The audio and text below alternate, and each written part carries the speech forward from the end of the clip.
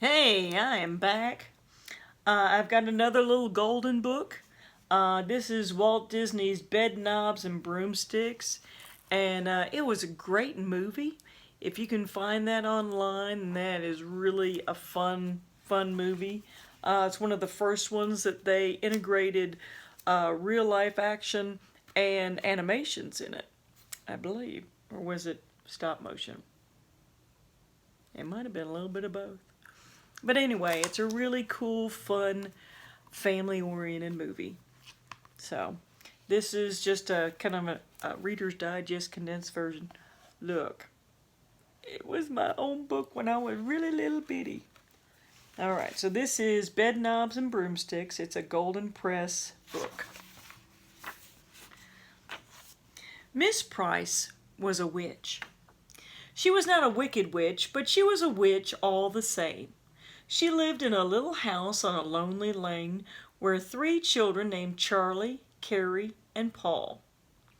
Charlie was a big boy and Carrie was a middle-sized girl, but Paul was very small.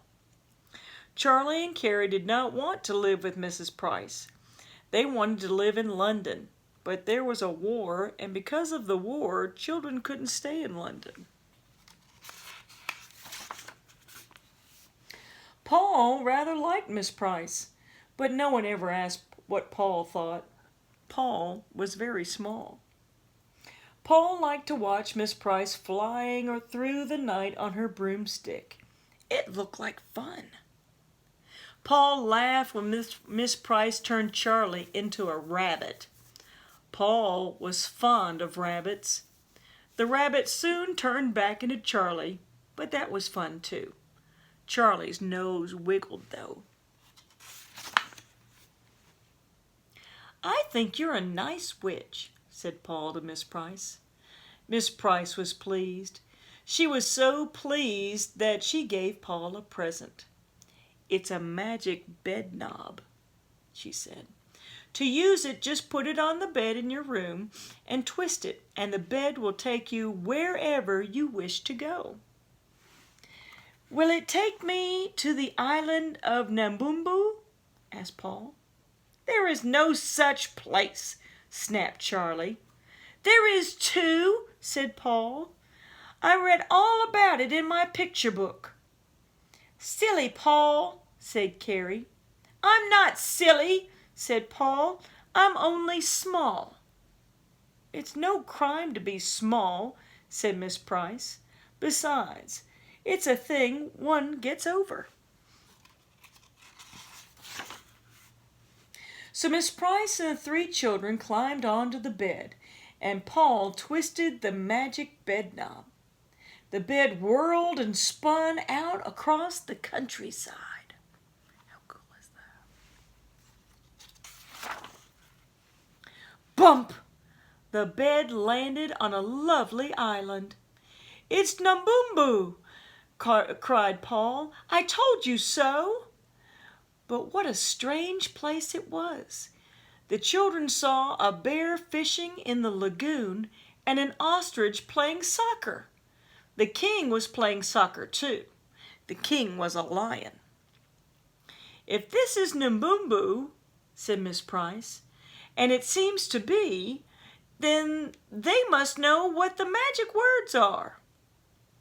"What magic words?" asked Paul. "The magic words that can win the war," said Miss Price. "I shall ask the king."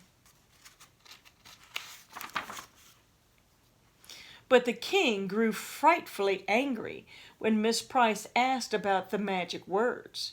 He roared and growled, and Miss Price had to turn him into a rabbit so that she and the children could fly away on their wonderful bed.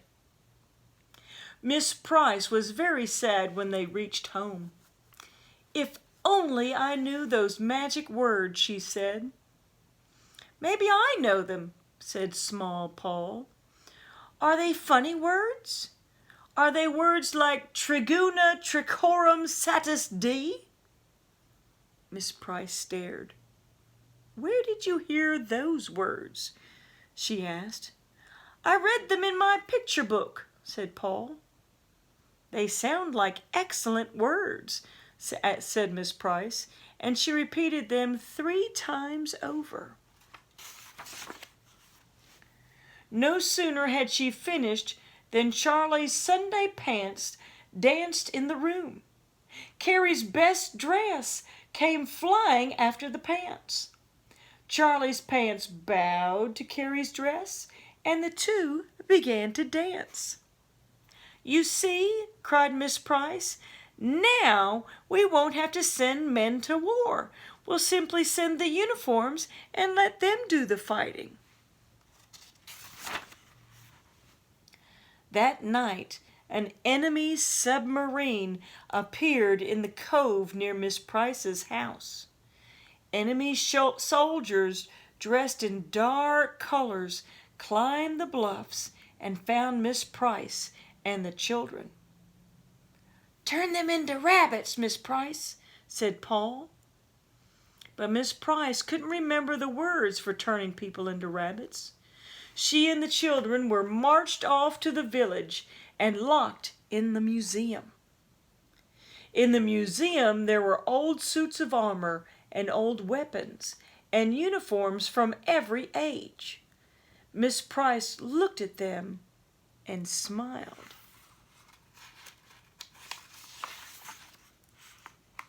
"Traguna tracorum satis D," said Miss Price. "Traguna tracorum satis D." Ancient banners waved in the still air.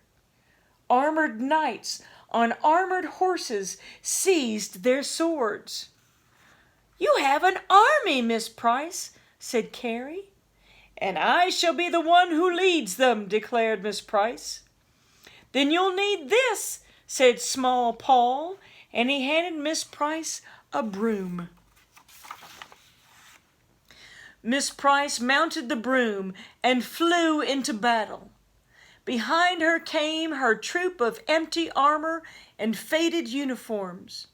Drums beat bravely and trumpets blared as the knights charged the enemy. Bagpipes skirled and banners waved as ancient bowmen sent arrows through the air.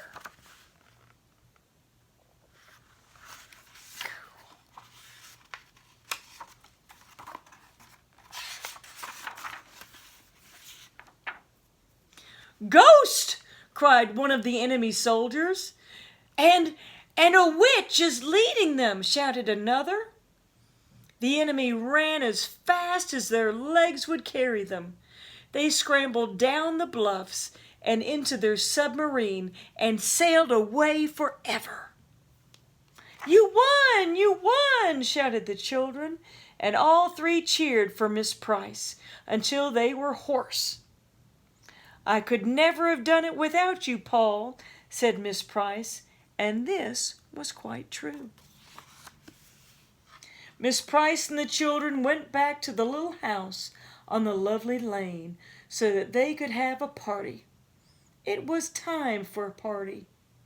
Charlie walked. He was a big boy. Carrie walked. She was a middle-sized girl. But Paul rode with Miss Price on her broomstick. He was small after all. Isn't that a great book? And it is pretty wonderful. I think the movie is also, if I remember correctly, a musical. So it is very fun, and it's about, kind of takes place in World War II, when the Germans were bombing London, is when they had set the scene for this movie. So, very cool. Hope you enjoyed it. A little golden book by Walt Disney, Bedknobs and Broomsticks. Hope to see you again.